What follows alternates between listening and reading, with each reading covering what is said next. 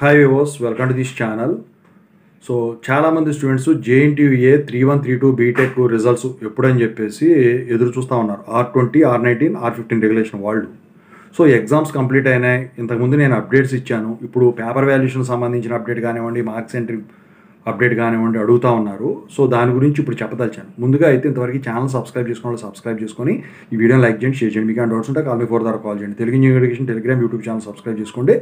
ఇక టాపిక్లోకి వెళితే ఏంట్రా బాబు అంటే JNTUA 3132 బీటెక్ పేపర్ వాల్యుయేషన్ వచ్చేసరికి కంప్లీట్ అయిపోయింది. సో ఇంతకుముందు కూడా నేను చెప్పేశాను. అయితే పేపర్ వాల్యుయేషన్ ఎలా జరుగుద్ది అంటే చాలామంది అడిగేది ఏంటంటే ఈ పేపర్ వాల్యుయేషన్ అనేది ఈజీగా ఉంటుందా, రిలేటెడ్ రాస్తే పాస్ చేస్తారు, బేసిక్ థింగ్ రాస్తే పాస్ చేస్తారా అంటే బేసిక్స్ అనేవి రాసేది పాస్ చేసేది థియరీ సబ్జెక్ట్స్ మాత్రమే కుదురుతుంది. అంటే ప్రాబ్లమేటిక్ సబ్జెక్ట్స్ కుదరదండి. పేపర్ వాల్యుయేషన్ అయితే స్ట్రిక్ట్గా ఉంటుంది. అంటే మీరు రాస్తే మాత్రం పాస్ అవుతారు. మీకు న్యాయం జరిగితే జరుగుతుంది, అన్యాయం అయితే జరగదు. ఏదో గుడ్డిగా బుక్లెట్లు నింపించి లేకపోతే ఎంటీ బుక్లెట్ ఇచ్చి వచ్చినంత మాత్రం అవ్వదు.